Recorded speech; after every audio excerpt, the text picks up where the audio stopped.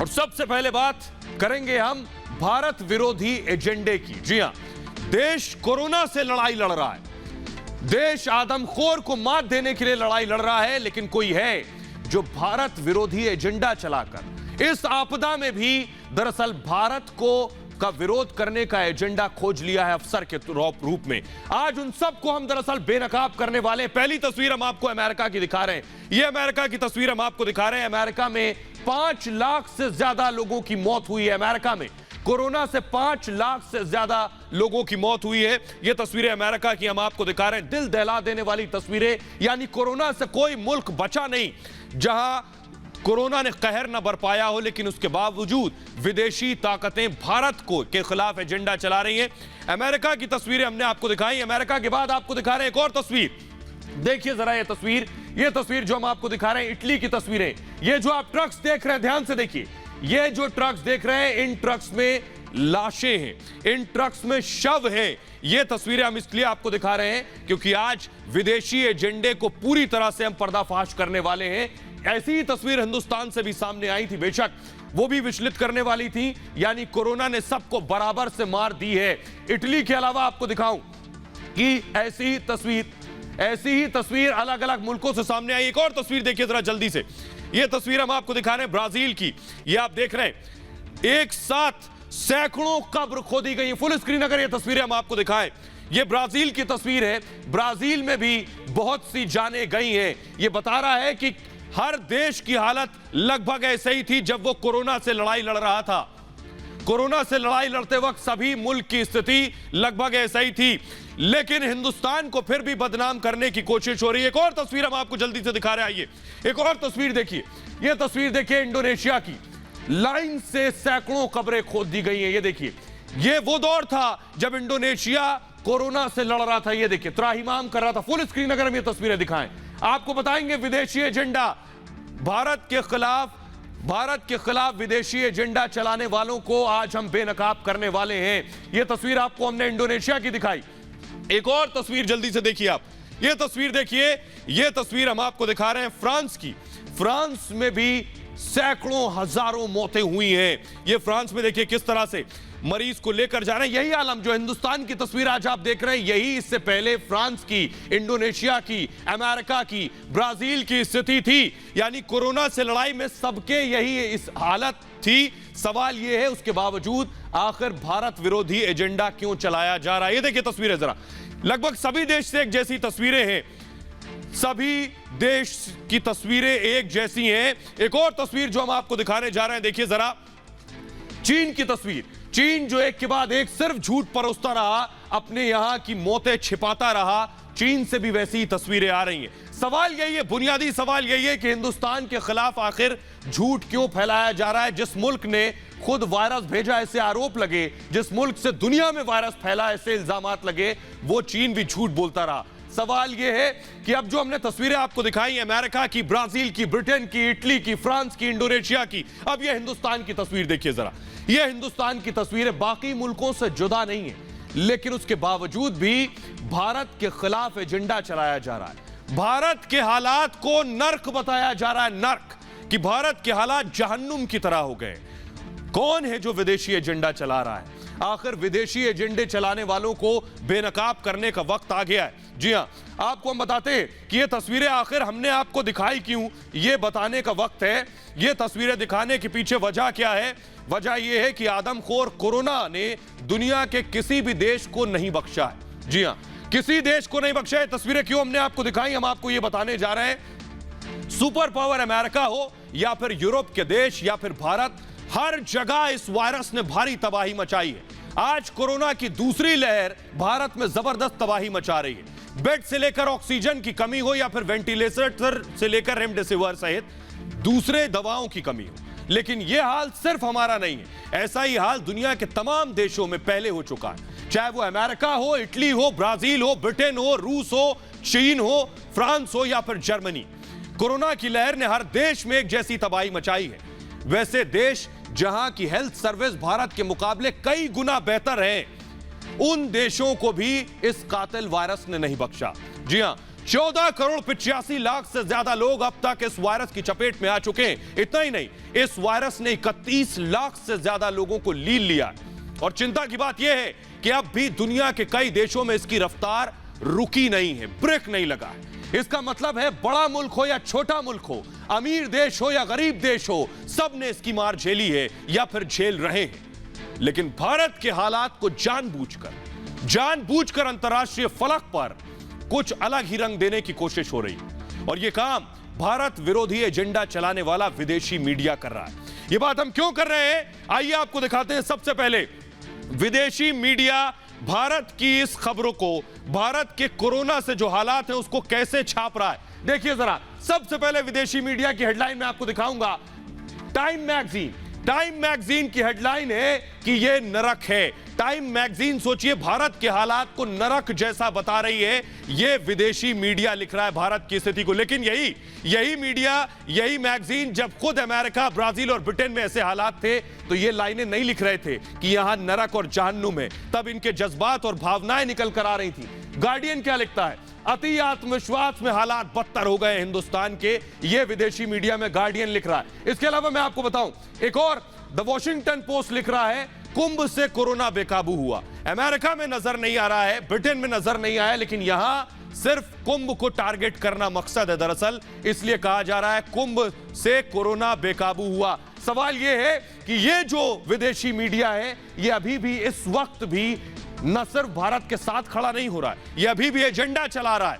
सवाल यह है, मैं आपको बताऊं कि टाइम मैगजीन ने क्या कुछ कहा, यह हमने आपको बता दिया, लेकिन आपको साथ ही साथ बताऊं कि आखिर कौन क्या कह रहा है, यह मैंने आपको बताया। लेकिन देखिए, किसी को अपने मुल्क की हालत भूलनी नहीं चाहिए। जरा देखिए तब इनके देश में क्या हालात थे और ये कैसे बर्ताव कर रहे थे।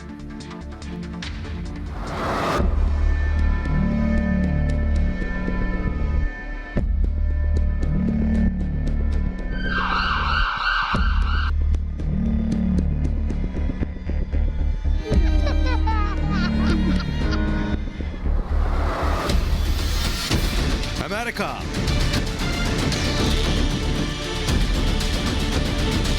इटली, चीन, फ्रांस, ये वो तमाम देश हैं जहां कोरोना ने सबसे ज्यादा तबाही मचाई। बात बहुत ज्यादा पुरानी भी नहीं, लगभग 1 साल ही बीता होगा जब इन मुल्कों में कोरोना का कोहराम मचा था। अमेरिका और इटली की हालत तो इतनी खराब हो गई थी कि हर तरफ दर्दनाक तस्वीरें सामने आ रही थीं। कब्रिस्तान में शवों को दफनाने की जगह तक नहीं थी। दुनिया के बड़े बड़े मुल्कों ने कोरोना के आगे घुटने टेक दिए। भारत को नरक, जहन्नुम और दोजख कहने वाला विदेशी मीडिया ये भूल गया कि भारत बेशक कोरोना के उस बुरे दौर से गुजर रहा है जिससे उनके देश हार चुके थे, लेकिन भारत और उन देशों के हालात में आज भी फर्क है और भारत इस जंग से जीत कर आगे निकलेगा। और आइए आपको जल्दी से दिखाते हैं किस देश की क्या हालत है, कौन हमारे सामने बोलने की स्थिति में है, जो हमारे ऊपर हमला करने की और भारत विरोधी एजेंडा चलाने की कोशिश हो रही है। आपके सामने ये जो हम आपको दिखा रहे हैं, देखिए जरा किसकी क्या हालत है। अमेरिका में 3 करोड़ 3 लाख, ये अमेरिका का जो हम तस्वीरें आपको दिखा रहे हैं, ये हालात हम अमेरिका के केसेस बता रहे हैं, दुनिया भर में कितने केस हैं। अमेरिका की आबादी 33 करोड़, अमेरिका की आबादी लगभग 33 करोड़ है और केसेस कितने आए हैं, 3 करोड़ 28 लाख।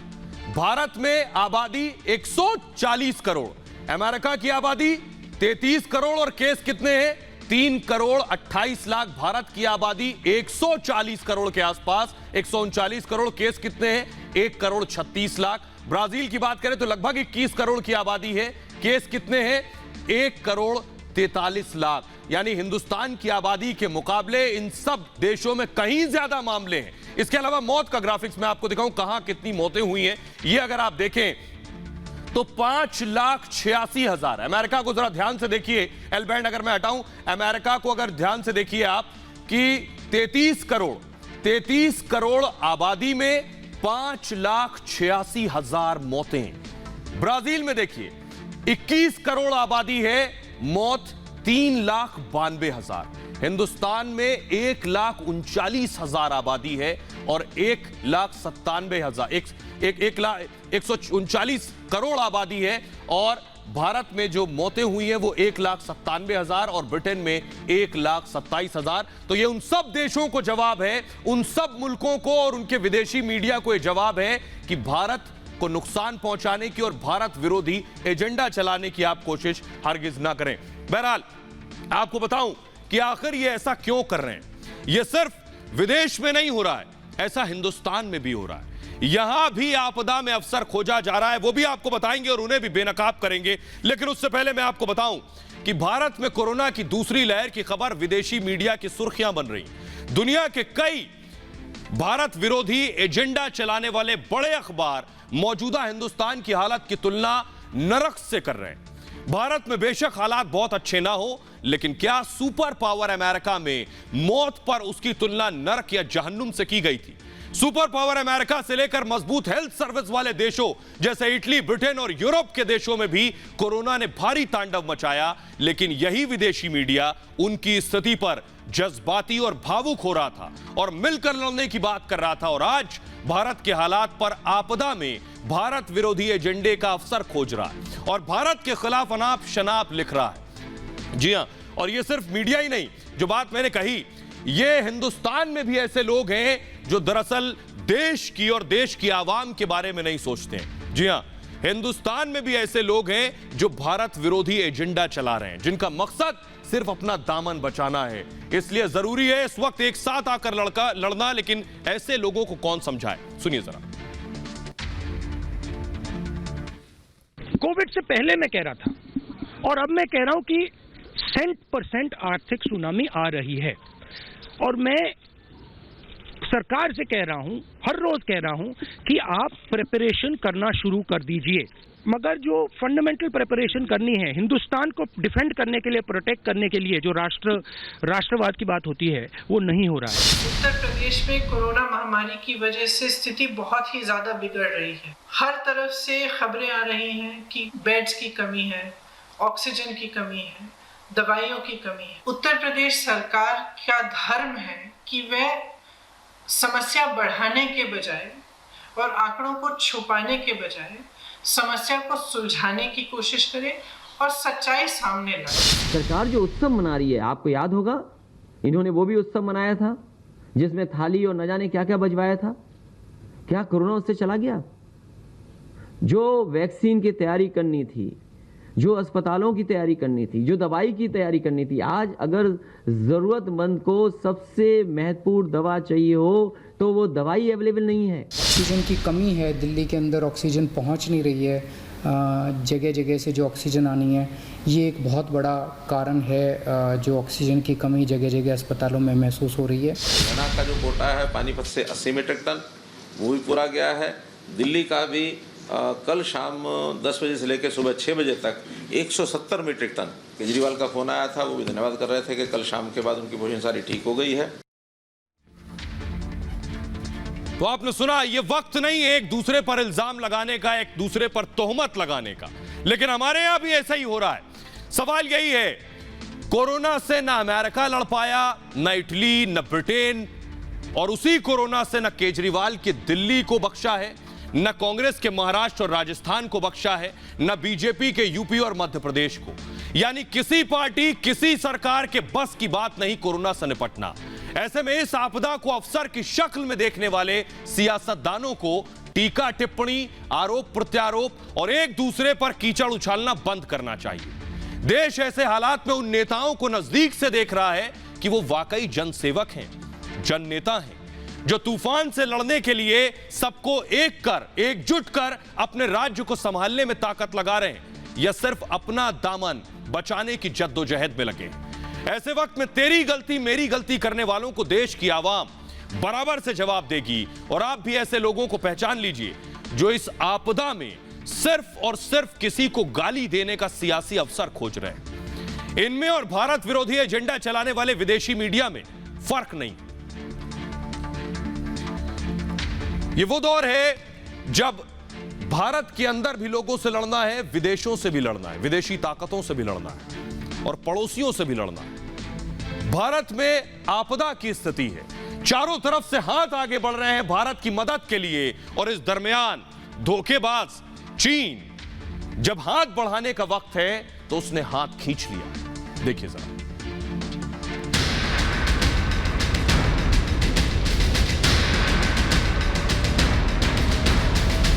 ड्रैगन ने फिर दिया भारत को धोखा। मदद के नाम पर चीन की दगाबाजी। मेडिकल सप्लाई वाली उड़ानों को रोका।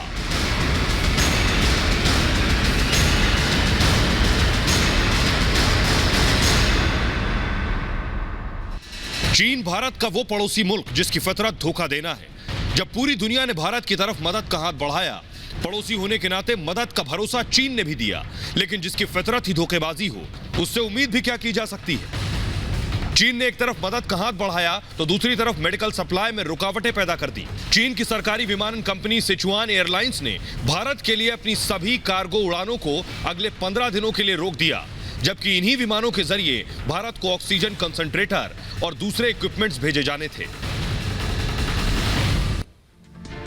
तो आइए जल्दी से आपको बताते हैं कि आखिर क्या नापाक चाल चली है ड्रैगन ने कैसे साजिश रची है। देखिए जरा, ऑक्सीजन उपकरणों की कीमत में 40% की बढ़ोतरी कर दी है। हिंदुस्तान को जब ऑक्सीजन के इक्विपमेंट चाहिए थे तो चीन ने क्या किया, उसमें उसके दाम बढ़ा दिए 40% तक। न सिर्फ ऑक्सीजन इक्विपमेंट्स बल्कि माल ढुलाई शुल्क में भी 20% का इजाफा कर दिया ऐसे वक्त में जब हिंदुस्तान को सबसे ज्यादा जरूरत थी। न सिर्फ इतना, जल्दी से अगर मैं चलाऊं, सिचुआन एयरलाइंस ने फ्लाइट्स रोक दी हैं। ये वहां का सरकारी एयरलाइन जिसने इस वक्त फ्लाइट्स रोक दी ये कहकर कि आयात में कमी आई है, ऑक्सीजन कंसंट्रेटर की सप्लाई में बाधा डाला है। तो ऐसे वक्त में चीन की फितरत और चीन की हरकत बेनकाब हो गई है। तस्वीरें हमने आपको दिखाई। आइए अब आपको जल्दी से बताते हैं, हिंदुस्तान बेशक चीन मदद ना कर रहा हो, लेकिन दुनिया के अलग अलग मुल्कों से हिंदुस्तान को खेप आ रही है। मैं आपको दिखाऊं, अमेरिका की तस्वीर हम दिखाने जा रहे हैं। ये देखिए,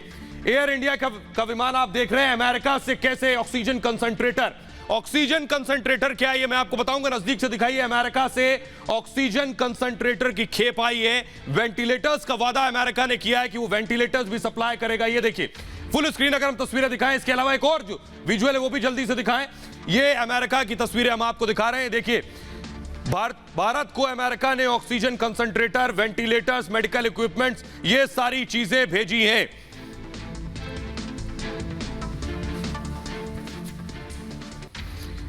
तो आइए जल्दी से आपको बताता हूं, आपने सुन लिया ऑक्सीजन कंसंट्रेटर के बारे में, मैं आपको बताता हूं आखिर ऑक्सीजन कंसंट्रेटर होता क्या है। इस देश वक्त ऑक्सीजन कंसंट्रेटर की बहुत ज्यादा चर्चा है। अमेरिका ने भारत के लिए ऑक्सीजन कंसंट्रेटर भेजा है, तो सवाल यह है कि आखिर भला है क्या। नाम आपने 10 बार सुना, लेकिन आपको जान लेना बहुत जरूरी है कि आप खुद कहीं जाएं, खुद आपको जरूरत हो तो आपको पता हो कि आखिर ऑक्सीजन कंसंट्रेटर होता क्या है। दरअसल ऑक्सीजन कंसंट्रेटर एक पोर्टेबल मशीन है जो दिखने में पोर्टेबल ट्रॉली या कंप्यूटर की तरह दिखती है।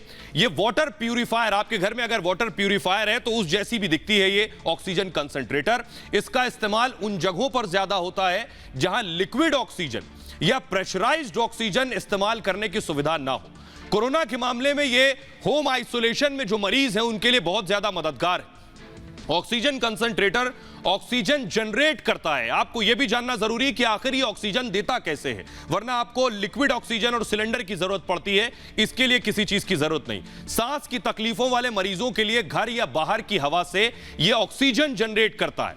जैसा कि हम जानते हैं कि हमारे एटमॉस्फेयर में नेचुरल हवा का 21% हिस्सा ऑक्सीजन है, 78% हिस्सा नाइट्रोजन है।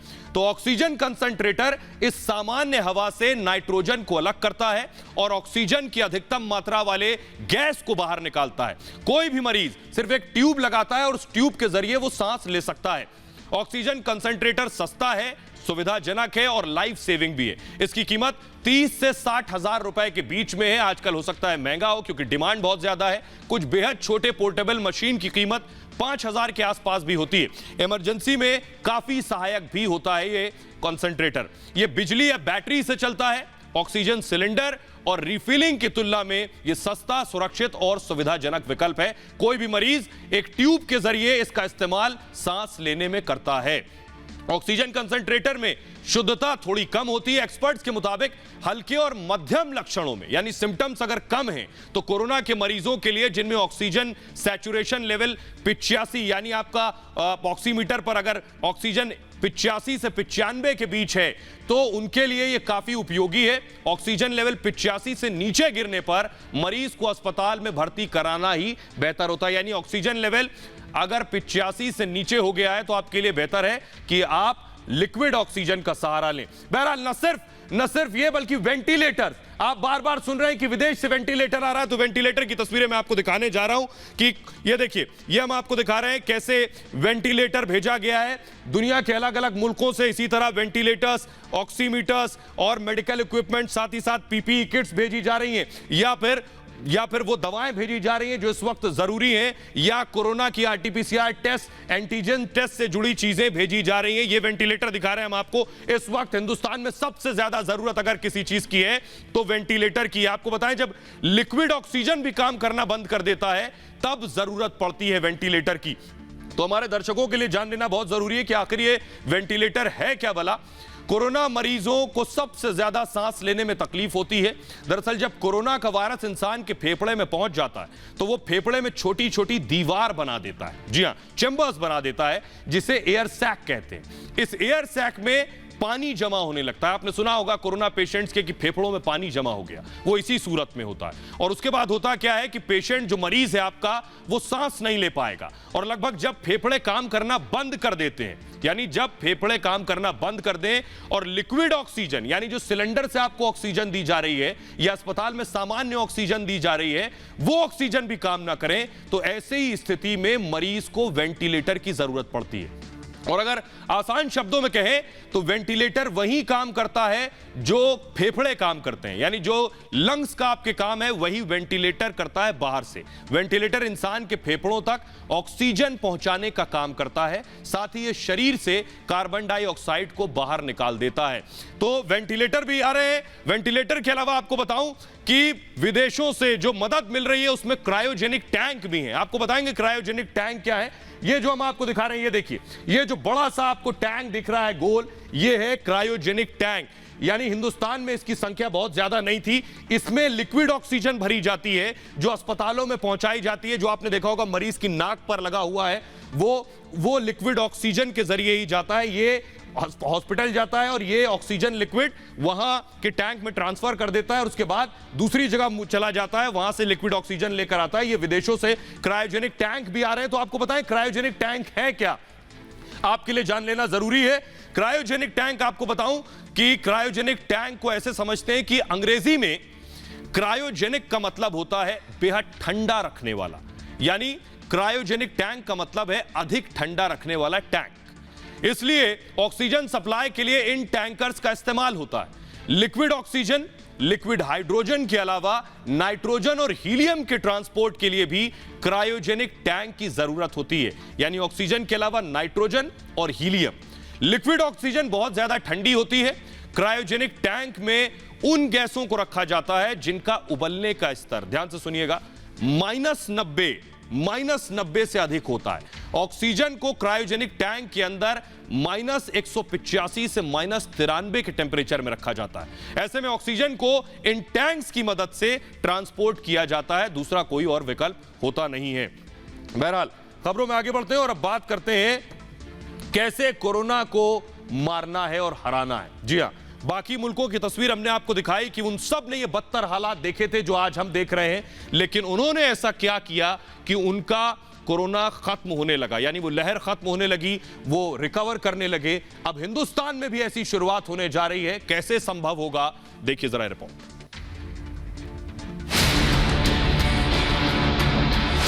दुनिया के सभी देशों ने कोरोना से मुकाबला सिर्फ वैक्सीन के दम पर ही किया है।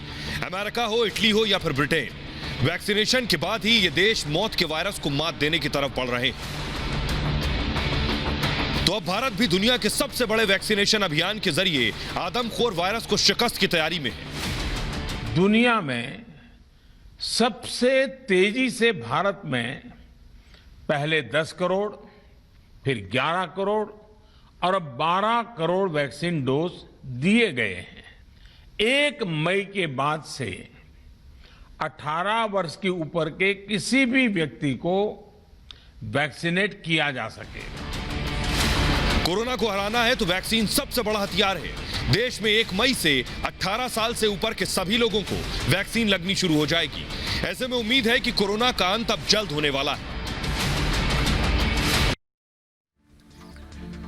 तो आपने देखा कि कैसे वैक्सीन आपकी जान बचा सकता है। कोरोना महामारी से निपटने में वैक्सीन रामबाण है और यही वजह है कि देश में ताजा हालात को देखते हुए सरकार ने 1 मई से 18 साल से ऊपर के लोगों को वैक्सीन लगाने का ऐलान किया है। इसके लिए रजिस्ट्रेशन कराना होगा, जो कल से, जी हां, कल से वैक्सीन का रजिस्ट्रेशन शुरू हो रहा है। मैं आपको आगे बताने जा रहा हूं कि आपको रजिस्ट्रेशन कैसे कराना है। 28 अप्रैल, यानी कल 28 अप्रैल है, तो कल से शुरू हो रहा है रजिस्ट्रेशन। इस नई व्यवस्था को लेकर केंद्र सरकार ने नई पॉलिसी बनाई है और इस बार जिम्मेदारी राज्यों पर डाली गई है और प्राइवेट सेक्टर को भी इन्वॉल्व किया है। यानी 1 मई से जो भी वैक्सीन लगेगी उसमें से 50% केंद्र सरकार के जरिए लगेगी, बाकी के 50% राज्य सरकार के जरिए और प्राइवेट सेक्टर मिलकर लगाएंगे। हालांकि वैक्सीन की कीमत क्या होगी, राज्य सरकार कितने में लगाएगी और प्राइवेट सेक्टर कितना पैसा लेगी, इसे लेकर भ्रम की स्थिति फिलहाल बनी हुई है। बावजूद इसके 18 साल के ऊपर सभी को वैक्सीन लगाने के फैसले को सही कदम माना जा रहा है, जो कोरोना महामारी रोकने में मददगार साबित हो सकता है। और आपके लिए बहुत जरूरी जानकारी है कि वैक्सीन आखिर कैसे लगेगी। जल्दी से आइए दौड़ के मैं आपको बताऊं आखिर वैक्सीन लगेगी कैसे। सबसे पहले आपको हम बताने जा रहे हैं, ध्यान से सुनिए और देखिएगा। उम्र 18 साल होनी चाहिए, यानी 18 साल और 18 साल से ऊपर। अगर 18 साल भी आपकी उम्र है तो आप वैक्सीन लगवा सकते हैं। इसके बाद मैं आपको बताऊं और क्या क्या जरूरी है। रजिस्ट्रेशन होना जरूरी है, यानी वैक्सीन लगाने के लिए लगवानी है आपको मुफ्त वाली वैक्सीन, तो रजिस्ट्रेशन होना जरूरी है।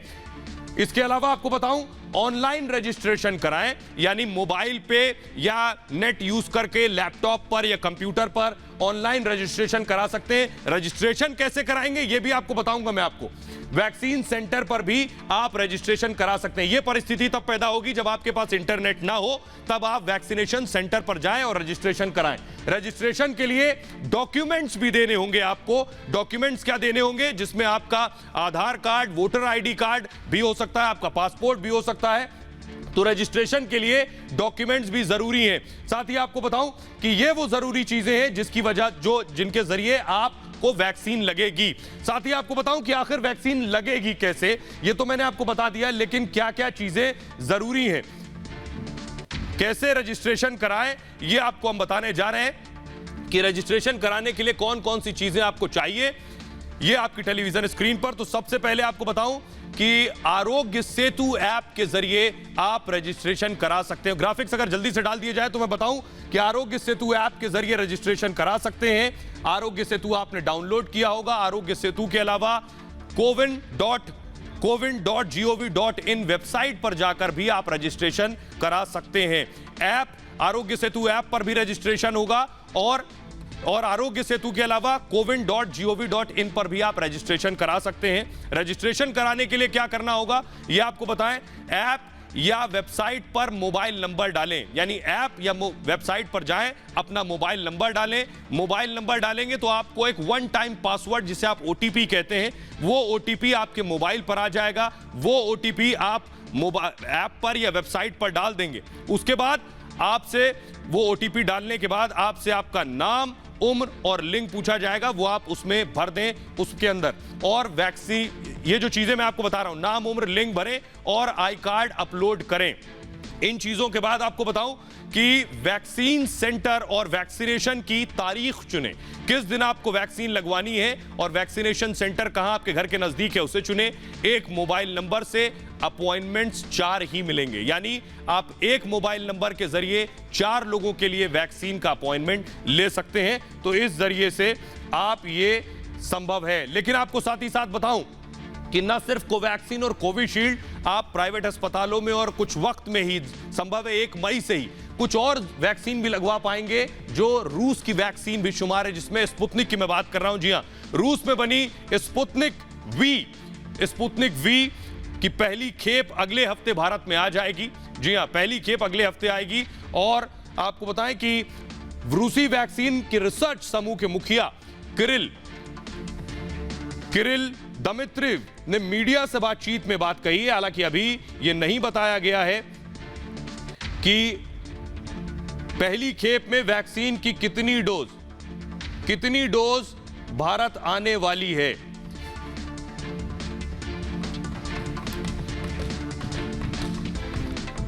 कितनी डोज आने वाली है ये अब से कुछ वक्त में मैं आपको बताऊंगा। और इस हफ्ते वैक्सीन के भारत में पहुंचने के कई हफ्ते लग सकते हैं, लेकिन अब इंतजार की घड़ियां खत्म हो रही हैं। आपको बताऊं कि 60वां देश भारत होगा जो स्पुतनिक वी वैक्सीन का इस्तेमाल करेगा।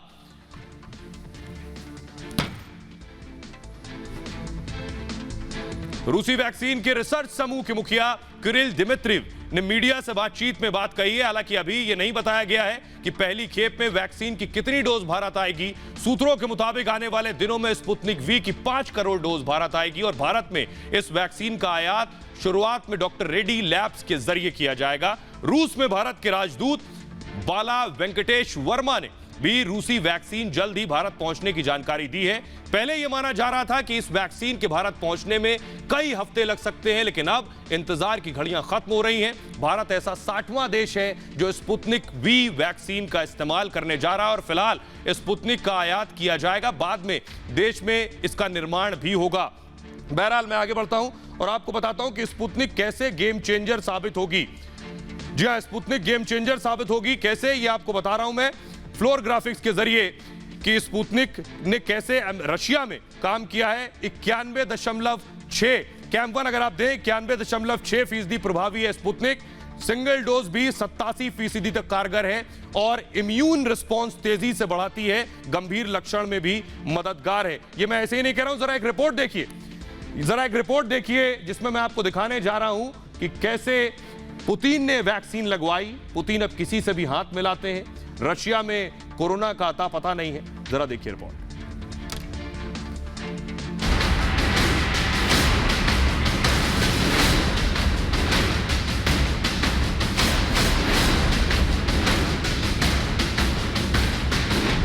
स्पुतनिक वैक्सीन लगवाने के बाद से पुतिन धड़ल्ले से घूम रहे हैं। वो लोगों से हाथ भी मिलाते हैं, समारोह में भी जाते हैं, बिना किसी डर और खौफ के। यही स्पुतनिक वैक्सीन की खासियत है जो कोरोना से लड़ाई में 91% से ज्यादा प्रभावी है। रूसी राष्ट्रपति व्लादिमीर पुतिन अभी तक इस महामारी से पूरी तरह से सुरक्षित हैं। कोरोना की चपेट में आना तो दूर, पुतिन ने स्पुतनिक के ट्रायल के दौरान ही वैक्सीन लगवाकर रूस के लोगों को प्रेरित भी किया। वहीं Donald Trump, Boris Johnson, Imran Khan और भी कई नाम इस फहरिस्त में हैं। ये दुनिया के उन दिग्गज नेताओं के नाम हैं जो कोरोना वायरस की चपेट में आए हैं। व्लादिमीर पुतिन न सिर्फ एक नेता के तौर पर दुनिया भर में जाने जाते हैं, बल्कि अपने अंदाज के लिए वो वैश्विक मीडिया की सुर्खियों में रहते हैं। पुतिन आज भी फिट रहते हैं। वो सिर्फ रूस के राष्ट्रपति ही नहीं, बल्कि जासूस, मार्शल आर्ट, पायलट, टैंक चलाने वाले सैनिक, निशानेबाज, आइस हॉकी के खिलाड़ी और जंगली जानवरों से अकेले भिड़ जाने वाले बहादुर शख्स के रूप में भी अपनी पहचान रखते हैं।